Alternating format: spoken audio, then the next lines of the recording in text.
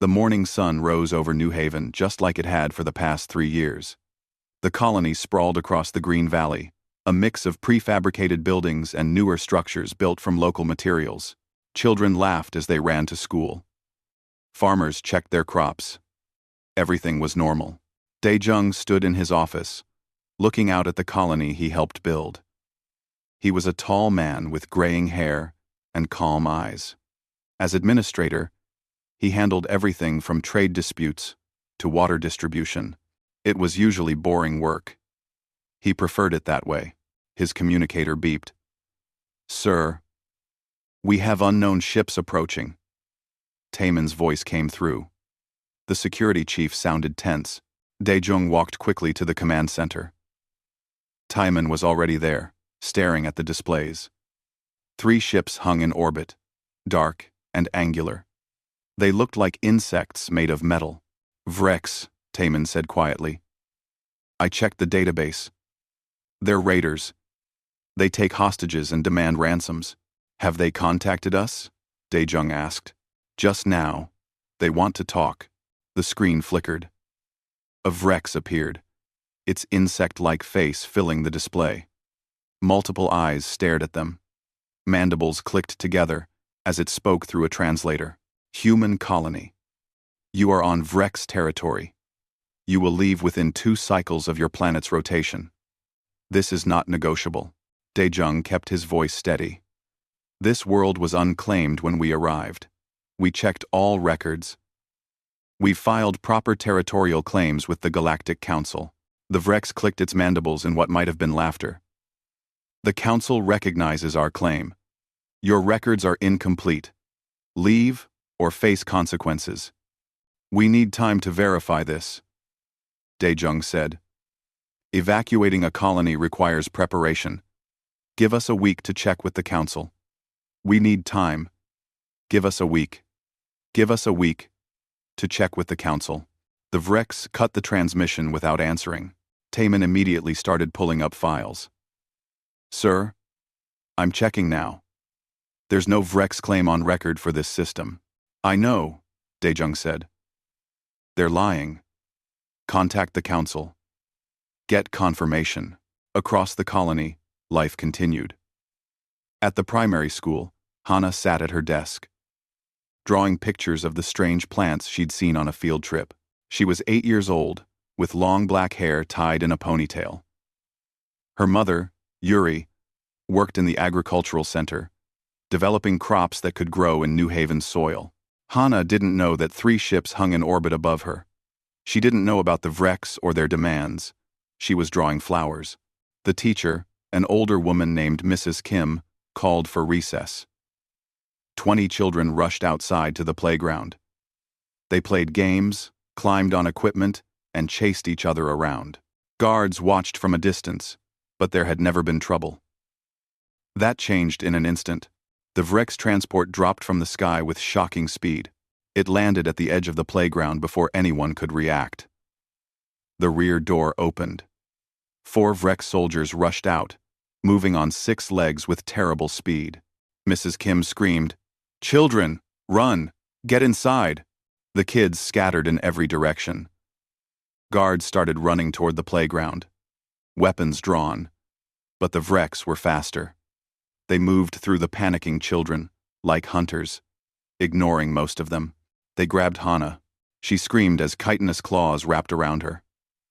She tried to fight, hitting and kicking, but the Vrex was too strong. It carried her toward the transport while the other 3 provided cover, energy weapons aimed at the approaching guards. "Put her down!" one guard shouted, but he didn't fire. Mrs. Kim ran after them, desperate and helpless.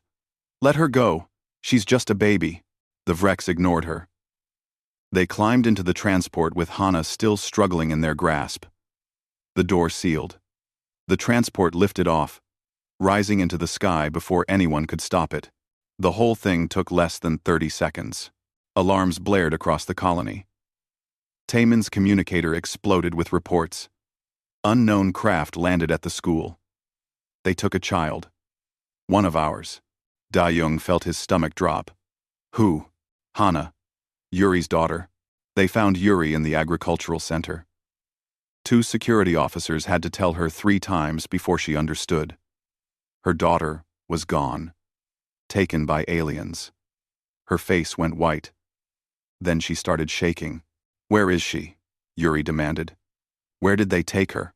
"We're tracking them now," Taemin said gently. "They went back to their ships." "Then get her back." Yuri's voice rose to a shout. "Go up there and bring her home." Daejung put a hand on her shoulder. "We will. I promise you.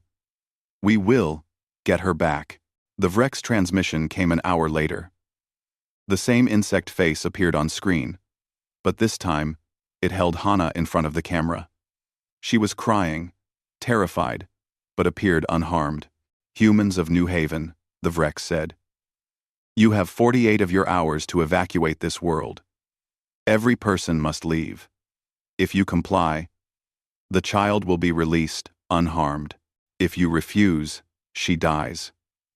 If you attack us, she dies. You have no choice. This is how things are done." The transmission ended. Yuri stared at the blank screen, tears running down her face. Daejung turned to Taemin. "Send an emergency transmission. Use the military channels. Maximum priority." "To who?" Taemin asked. "To everyone. Every human ship within 10 light years. Every colony. Every outpost. Tell them what happened. Tell them the Vrex have taken one of ours. Sir, that will bring the military. This could start a war." Daejung's voice was cold and hard. "Send it. Now." Taemin hesitated only a moment, then began typing. The message went out on every channel, encrypted with military codes that would be instantly recognized by human vessels. Within the hour, responses started coming in. Short, clipped acknowledgments. Ships were changing course. Fleets were mobilizing. The nearest vessel, a destroyer called the Resolute, was 6 hours away. The Galactic Council contacted them next. A 4-armed diplomat appeared on screen, its face sympathetic but firm. "Administrator Daejung, we have been informed of your situation. The Vrex have filed a formal territorial claim predating your colony. We advise you to comply with their demands. They have done this before. Fighting them never ends well." "They took a child," Daejung said flatly. "We understand this is difficult. But you must think of all your people. Evacuate now. And everyone lives. The Vrex honor their agreements. The child will be returned. And if we refuse?" The diplomat's expression grew sad. "Then many will die. The Vrex are experienced at this. 23 other species have faced similar demands. All chose life over pride. We recommend you do the same." Daejung ended the transmission without responding. Yuri sat in the corner of the command center, her face buried in her hands. Other colonists had gathered, their faces showing fear and anger. Some whispered about evacuation. Others talked about fighting. No one knew what to do. Taemin pulled up star charts. "Sir, we're getting more responses. The Resolute will be here in 5 hours. 3 more ships will arrive in 12 hours. There are 7 more behind them." "Good," Daejung said. "The Council is right, though," Taemin said quietly. "We can't win against the Vrex. Their fleet is bigger. Their weapons are better. If we fight, we'll lose. Hana might die." "We're not going to fight," Daejung said. He looked at Yuri, then at the gathered colonists. "We're going to negotiate. We're going to stall. And we're going to trust that help is coming." Yuri raised her head. "What help? Who's coming?" Daejung pulled up the fleet movements on his screen. More ships were changing course, coming toward New Haven. Destroyers, frigates, cruisers, even a carrier group from 3 systems away. "Everyone," he said simply. "Everyone is coming." Captain Ji-hoon stood on the bridge of the Resolute, watching the stars streak past as his ship pushed its engines beyond recommended limits. His crew worked quietly around him, their faces set with determination. They all knew what was at stake. Time to arrival? Ji-hoon asked. 4 hours, 30 minutes, his navigator reported. We're running the engines hot, sir. Engineering says we can maintain this speed. But it's not safe for long. Maintain speed, Ji-hoon ordered. We're not slowing down. The message had come through 2 hours ago. A child taken. Hostages. Demands. The Vreks thought they could threaten humanity and walk away. They were about to learn otherwise. Ji-hoon pulled up the tactical display. Other ships were converging on New Haven from every direction. He counted 12 vessels already committed, with more joining every hour. Some were military ships like his. Others were civilian vessels, cargo haulers and mining ships, armed with whatever weapons they could mount. His communications officer looked up. Sir, we're getting hails from some of the approaching ships. They're asking for orders. Tell them to hold position at the system's edge when they arrive, Ji-hoon said. No one engages without my direct command. We do this smart, not angry. Yes, sir. Minji entered the bridge, carrying a tactical pad. She was the Resolute's Special Operations Commander, a compact woman with sharp eyes and quick movements. Her team was the best in the fleet. Captain, I need to brief you on rescue options, she said. They moved to the plotting room. Minji pulled up images of Vreks ships and known base configurations.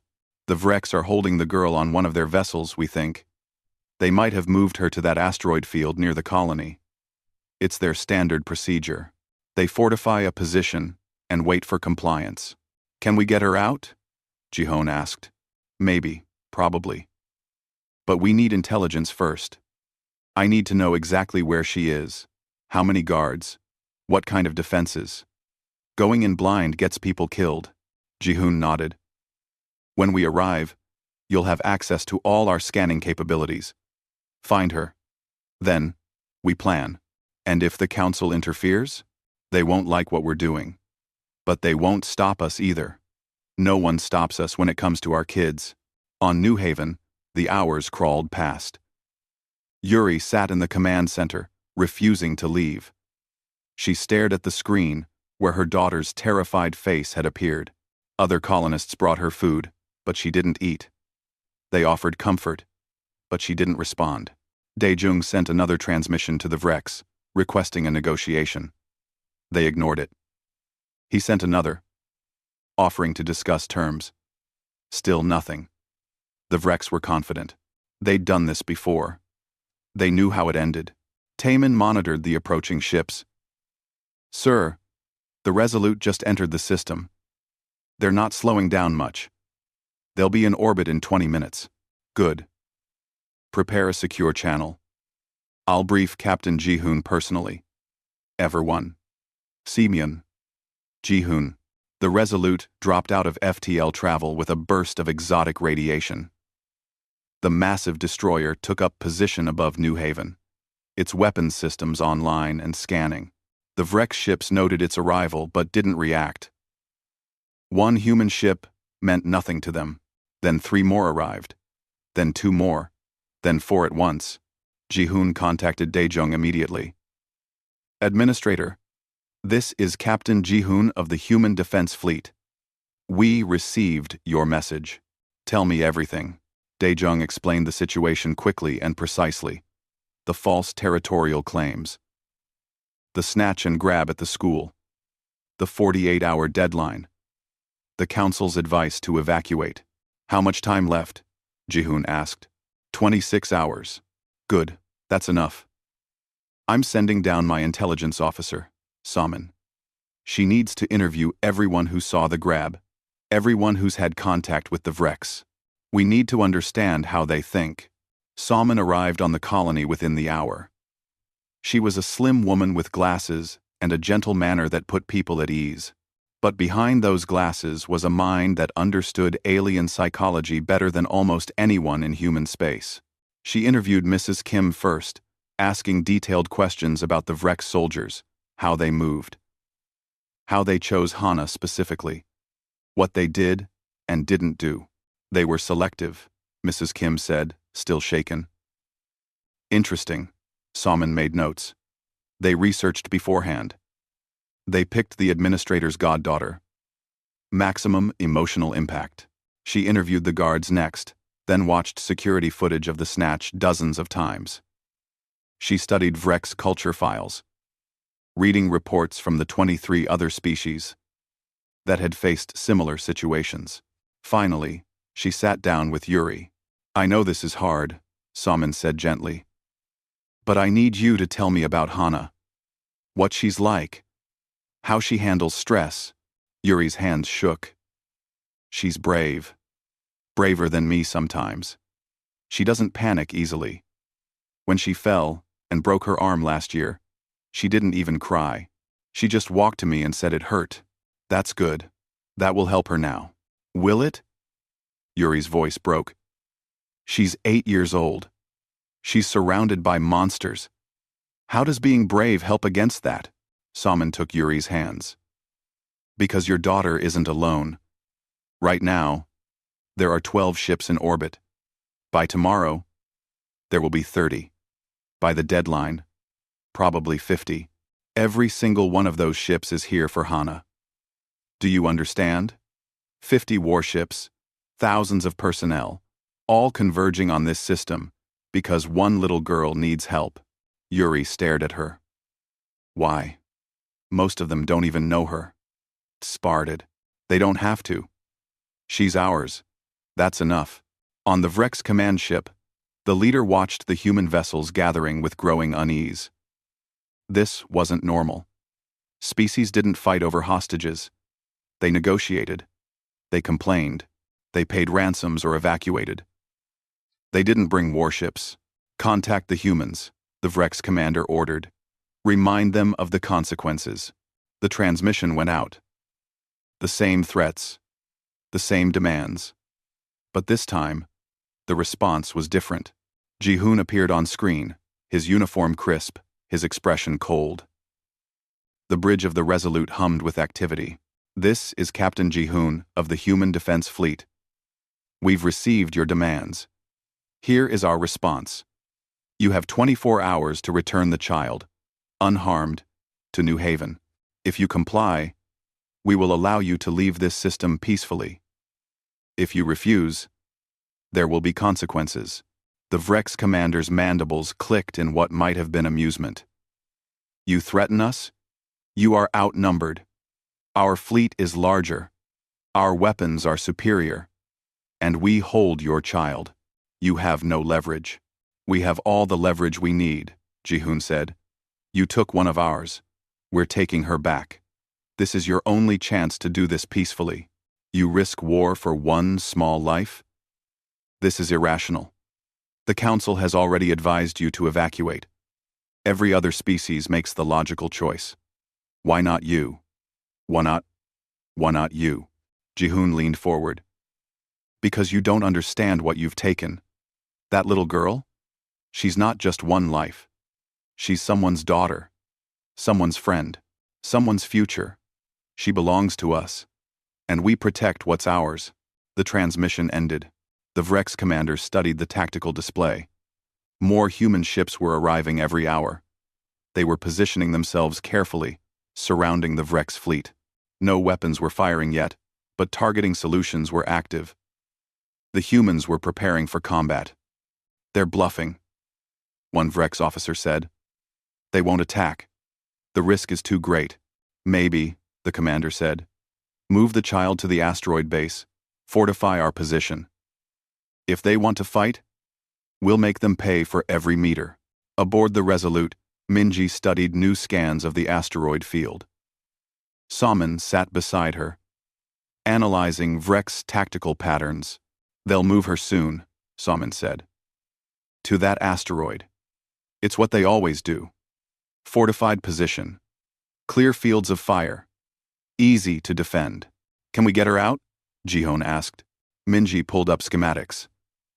There are old mining tunnels throughout that asteroid. If we can get a team inside undetected, we might have a chance. But it's risky. Very risky. Everything about this is risky, Ji-hoon said. Start putting together your team. I want volunteers only. Make sure they understand what they're signing up for. Minji didn't need to ask for volunteers. When she announced the mission, over 100 personnel from across the fleet stepped forward. She chose 15. The best climbers, the best shots, the best combat medics.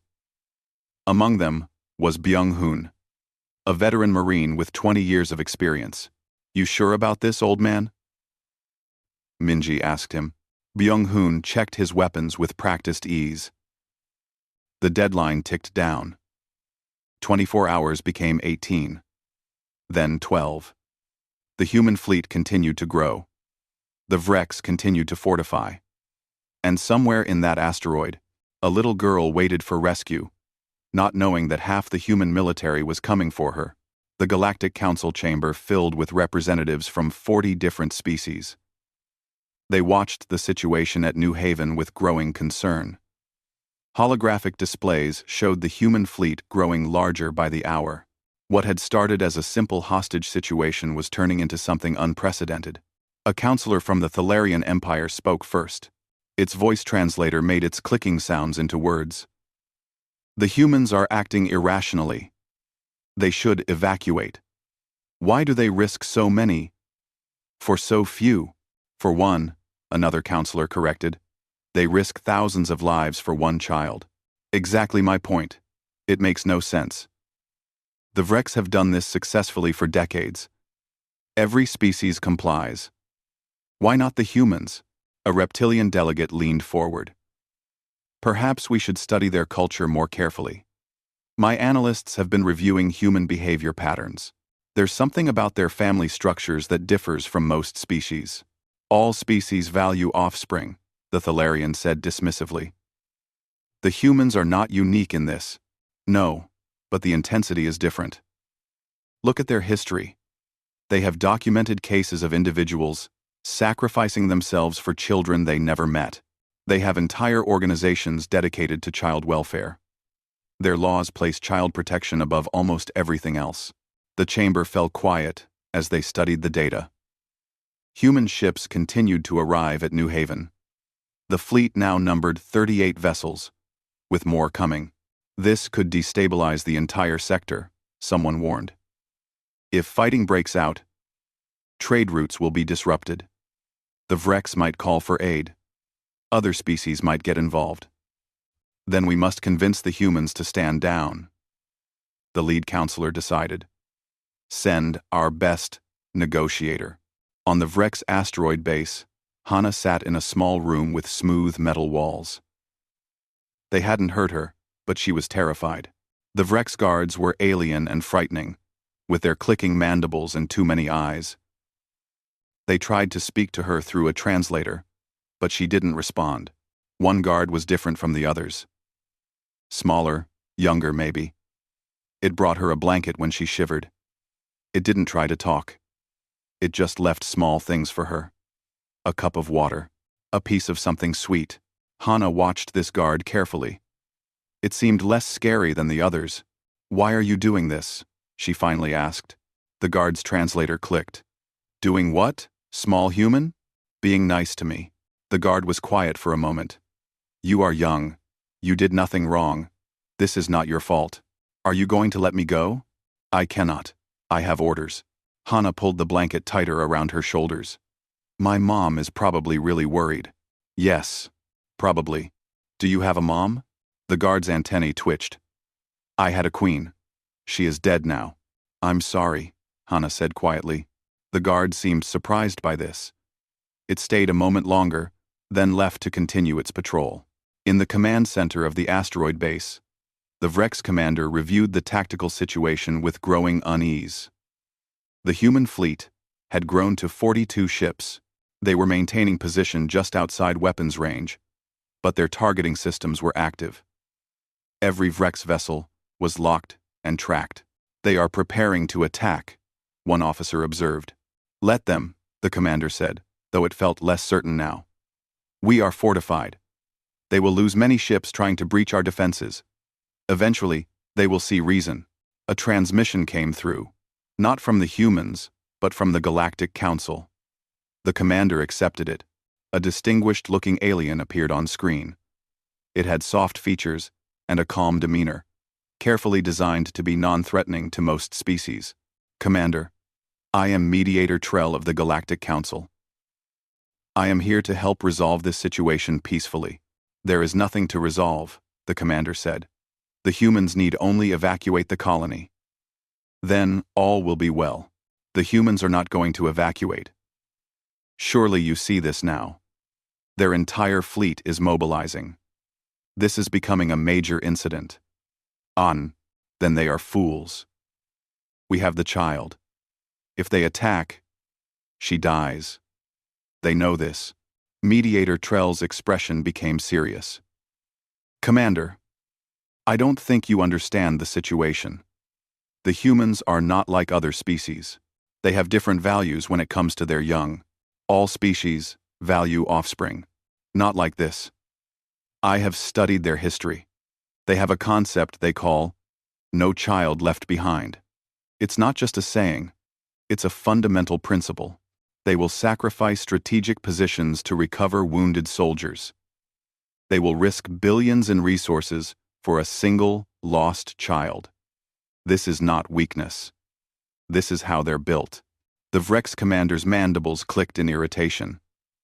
We have researched humans. They are emotional. Yes, but they are also practical. They understand cost and benefit. When they see the price of attacking us, they will back down. I genuinely hope you're right, Mediator Trell said, because if you're wrong, this will not end well for anyone. The transmission ended. Aboard the Resolute, Minji's team prepared for infiltration. They wore specialized suits designed for zero-gravity combat. Their weapons were loaded with non-lethal rounds where possible. The goal was rescue, not slaughter. Salmon briefed them one last time. The Vrex think in terms of hierarchy and force. They believe holding the child gives them absolute power in this situation. They're wrong, but they believe it.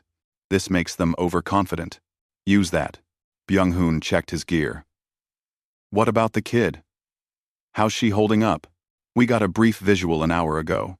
She appears unharmed but frightened. She's being held in a secure room with minimal guard rotation. 2 guards outside, one that occasionally enters to check on her. That's not much security, someone observed. They don't think they need it. They believe we won't attack while they hold her. They think the threat is enough. Minji stood up. All right, listen up. We go in quiet. We get the girl. We get out. If possible, we avoid casualties. But if it comes down to them or her, you know what to do. Questions? No one spoke. Good. We launch in 6 hours. Get some rest. On New Haven, Yuri stood on the observation deck, staring up at the night sky. She could see the human ships as bright points of light, surrounded by the running lights of the Vrex fleet. Somewhere up there, her daughter waited. Daejung found her there. You should rest. I can't. Every time I close my eyes, I see her face on that transmission. She was so scared. She's brave. Like her mother. Yuri shook her head. I'm not brave. I'm terrified. What if something goes wrong? What if they hurt her? What if we start a war, and she dies anyway? Then we still had to try, Daejung said firmly. That's what you need to understand. Even if the worst happens, we had to try. Because she's worth it. Every child is worth it. The council says we're being irrational. The council doesn't have children. Not like we do. They spawn in batches, or clone themselves, or reproduce through some process that doesn't involve love and hope and terror. They don't understand that Hana isn't just a number on a population chart. She's irreplaceable. Up in orbit, Ji-hoon received another transmission from the Vrex commander. The alien's face filled his screen. Captain, you have 12 hours remaining. I urge you to reconsider. Evacuate the colony. The child will be returned. This can end peacefully. Only one way this ends peacefully, Ji-hoon said. You give us back Hana. Now. Today. Then you leave and never come back. You are in no position to make demands. We hold all the power here. Do you? Ji-hoon gestured to his tactical display. You're surrounded by 45 warships. More are coming every hour. You're outnumbered 3-1. Your base is targeted by enough firepower to turn that asteroid into dust. You hold one child. We hold your entire fleet at gunpoint. Who has the power? End of the round. Minus now. Minus now. The Vrex commander's mandibles clicked rapidly. Maybe. Or maybe my special operations team is already inside your base. Maybe they've been there for hours. Maybe they're standing outside that room right now, waiting for my order. The commander's eyes widened slightly. You're bluffing. Am I? You've researched humans. You know what we're capable of when we're motivated. And right now, we're very motivated. Ji-hoon ended the transmission. The Vrex commander immediately ordered a security sweep of the base. Guards rushed through corridors, checking every room, every tunnel, every access point. They found nothing. No infiltrators. No human soldiers. The commander relaxed slightly. The human was bluffing after all, but the seed of doubt had been planted. In her small room, Hana heard the commotion outside. The young guard entered, moving quickly. What's happening? Hana asked. Security alert. Stay quiet. Are they coming for me? Are the humans coming? The guard paused. I do not know. Perhaps. I want to go home, Hana whispered. The guard looked at her for a long moment. Something in its alien eyes seemed almost sad. I know. Small human. I know. The clock ticked down. 10 hours remaining. 9. 8. The human fleet continued to position itself. The Vrex fortified their defenses, and deep in the asteroid, in the old mining tunnels that the Vrex had forgotten to check, Minji's team moved silently through the darkness, getting closer to their target with every passing minute. Minji held up her fist, and the team behind her froze. They were deep inside the asteroid now, moving through abandoned mining tunnels that hadn't been used in decades. Their suits regulated temperature and recycled air, keeping them invisible to most sensors. But they still had to be careful. She checked her scanner. The tunnel ahead opened into a maintenance corridor. From there, they could access the main base. But there would be guards, cameras, sensors. This was where things got dangerous. Byung-hoon moved up beside her. His helmet display showed the same information. 2 guards at the junction ahead, rotating patrol every 6 minutes. Can we bypass them? Not without being seen. The corridor's too narrow. Minji thought quickly. Non-lethal takedown. Quick and quiet. Hyun, you're up. Hyun moved forward with another team member. They reached the junction just as the guards turned away. 2 quick movements. 2 soft thuds as the guards dropped. Unconscious. The team dragged them into a side passage and bound them. 4 minutes until someone notices they're missing. Minji whispered. Move fast. They raced through the corridor, using override codes that Salmon had extracted from captured Vrex databases. Doors opened silently. They passed through storage areas, equipment rooms, empty barracks. The base was surprisingly quiet. Too quiet. Byung-hoon muttered. Where is everyone? The command center, Minji said. They're all focused on the human fleet. They think the threat is outside. They reached the detention level. According to their scans, Hana was being held in a room at the end of the corridor. 2 guards stood outside her door. They looked alert, weapons ready. Minji studied the situation.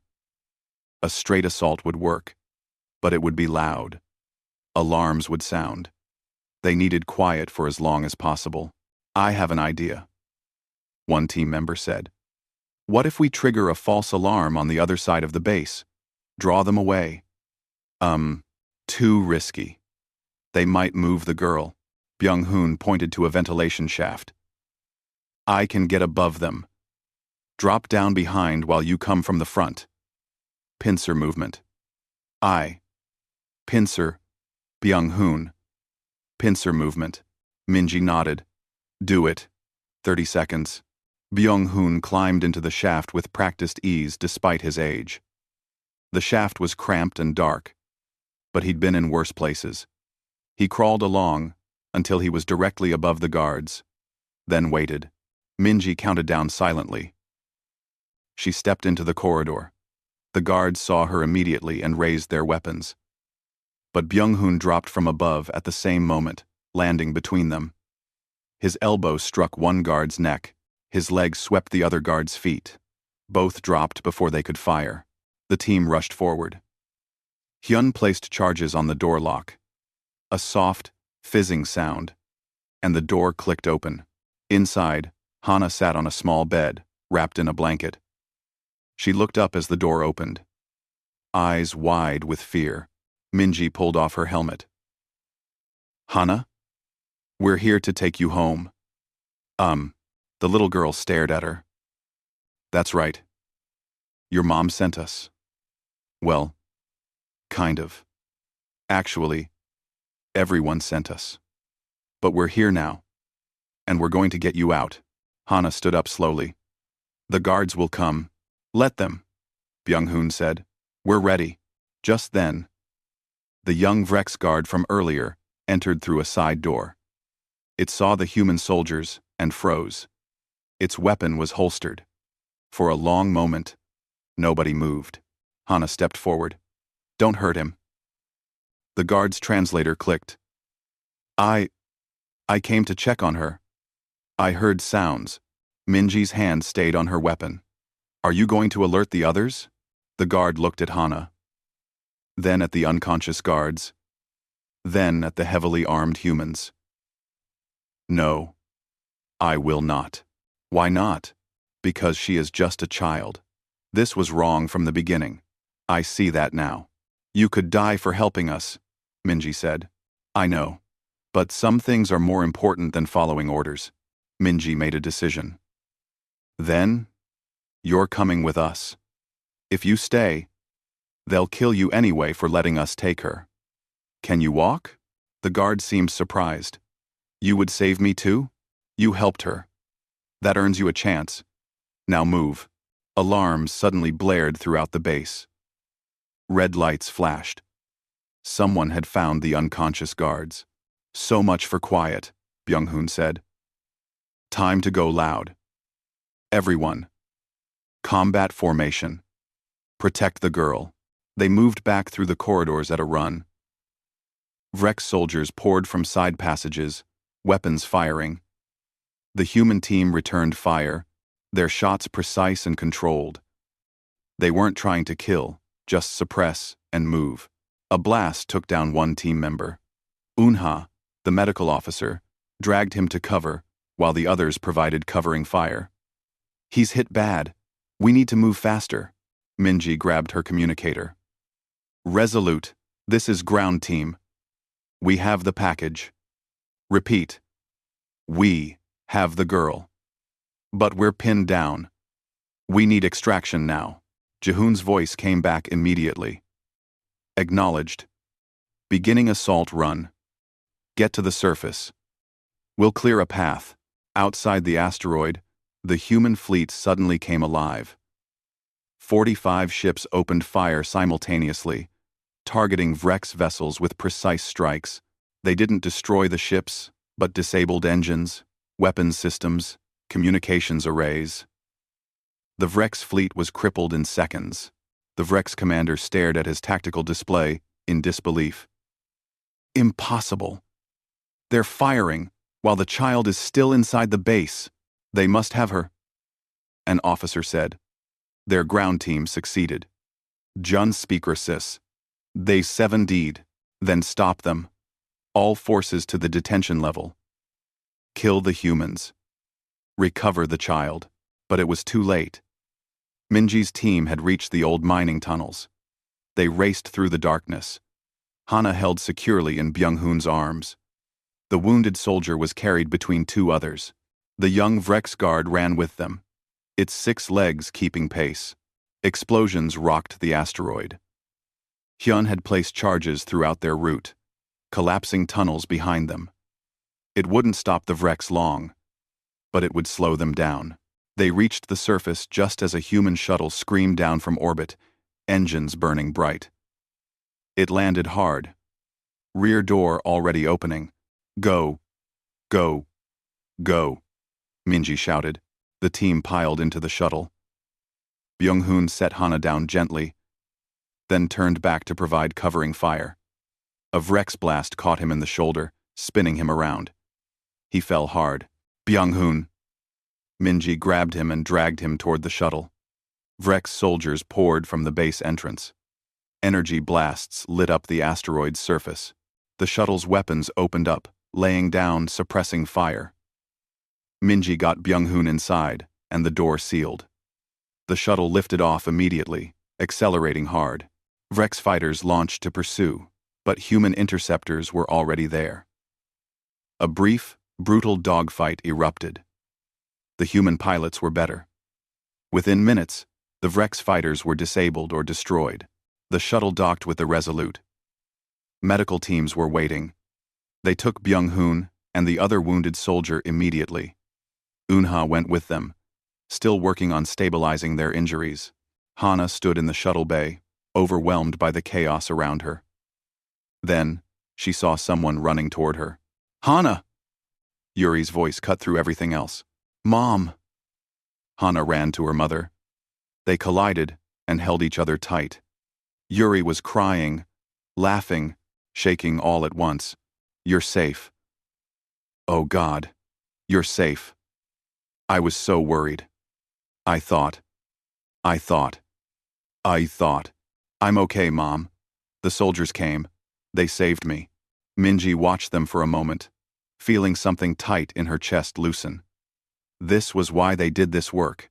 This moment right here. Ji-hoon's voice came through the communicator. All ships, cease fire. Vrex vessels are standing down. Ground team, report status. Mission successful, Captain. The package is secure. 2 wounded. But they'll make it. We also have a guest. A Vrex soldier who helped us. Understood. Bring everyone to the medical bay. Good work, team. The young Vrex guard stood awkwardly to the side, watching the humans celebrate. Hana pulled away from her mother and walked over to it. Thank you, she said, for being nice to me. The guard's antennae drooped. I did very little. You gave me a blanket and water, and you didn't hurt me. That's not little. Yuri came over, studying the Vrex carefully. It had helped her daughter. That meant something. What's your name? Man. What's your name? I do not have a name as you understand it. I am designated Worker Caste 794. That's not a name, Hana said. That's a number. Can we give you a name? The guard seemed confused. I suppose. If you wish, then we'll think of something, Yuri said. She looked at Minji. And this one is coming with us? If you'll have it. It helped Hana. It turned against its own people for her.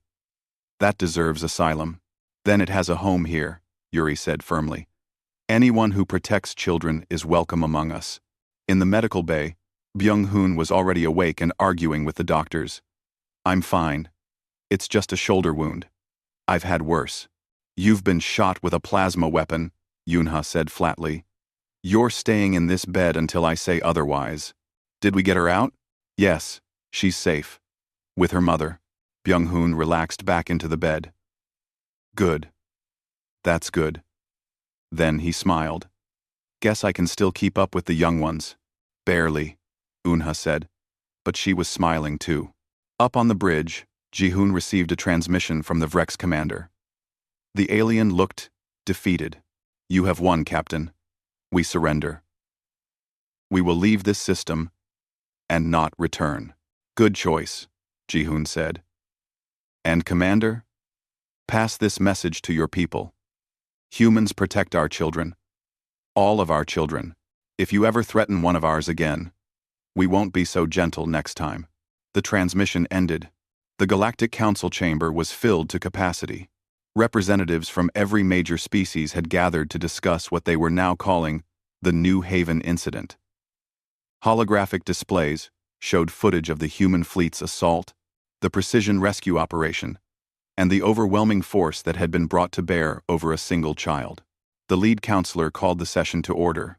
We are here to address the human military action at New Haven. Captain Jihoon has been summoned to explain this unprecedented response. Jihoon stood before the council in his dress uniform. He looked calm, but his eyes were hard. Behind him, diplomatic aides carried documentation and evidence files. Captain Jihoon, the counselor began, your fleet disabled 17 Vrex vessels, conducted an armed assault on their base, and threatened interstellar war. All of this for one individual. The council must ask, was this a proportional response? Yes, Jihoon said simply. The chamber erupted in surprised chatter. The counselor raised a hand for silence. Please explain your reasoning. The Vrex took one of our children. They threatened to kill her if we didn't abandon our legal colony. What part of our response seems disproportionate to you? A reptilian delegate spoke up.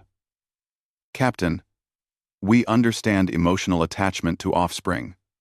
But you risked thousands of lives. You mobilized your entire regional fleet. You nearly started a war. For one child. For one child, Jihoon agreed. Yes, that's exactly right. But why? It makes no strategic sense. It makes no logical sense.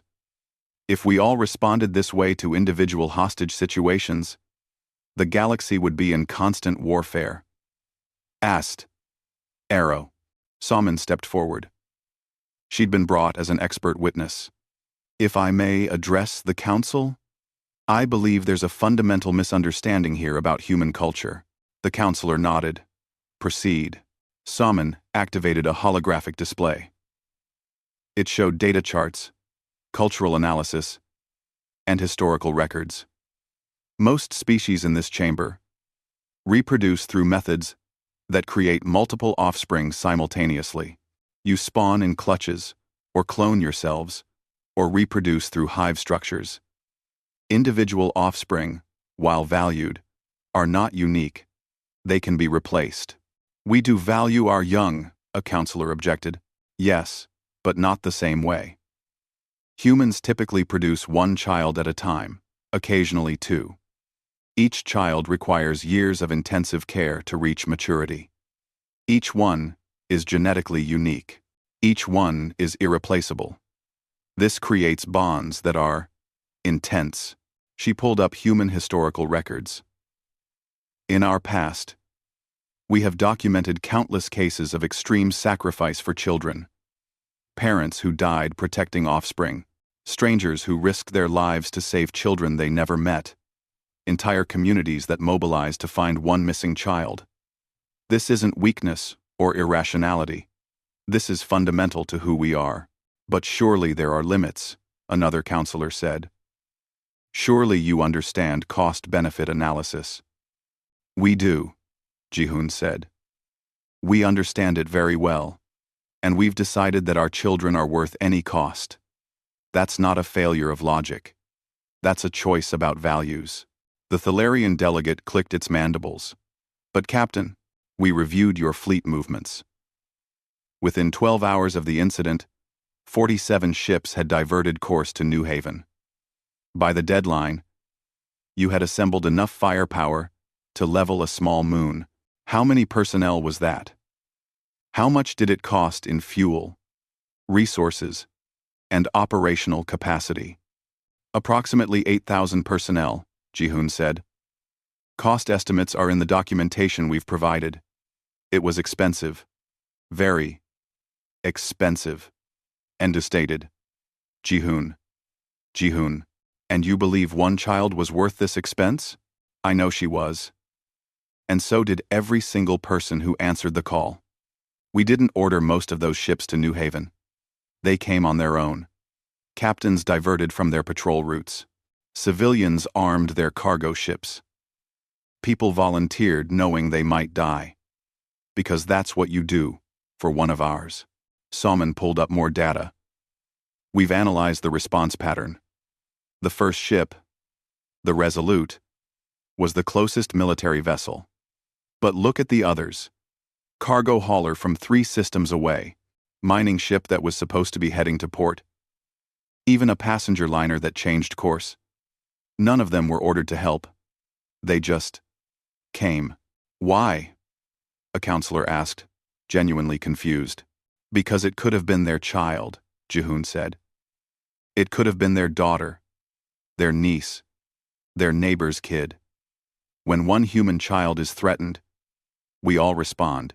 That's the message we're sending. That's the message the Vrex needed to learn. The chamber fell quiet. The council members looked at each other, processing this information. Finally, the lead counselor spoke. We understand your position, Captain. But this creates a problem. The Vrex Empire is a major power.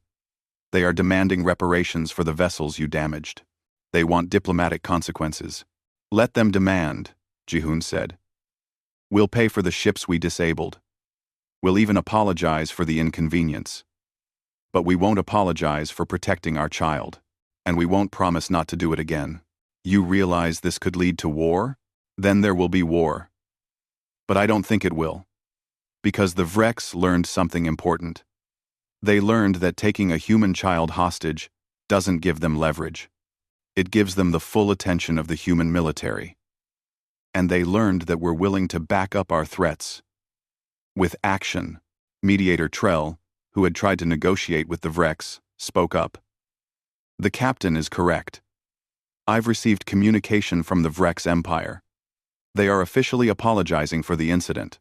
They're also releasing all hostages they currently hold from other species. They have declared human settlements off-limits for future operations. The council chamber buzzed with surprise.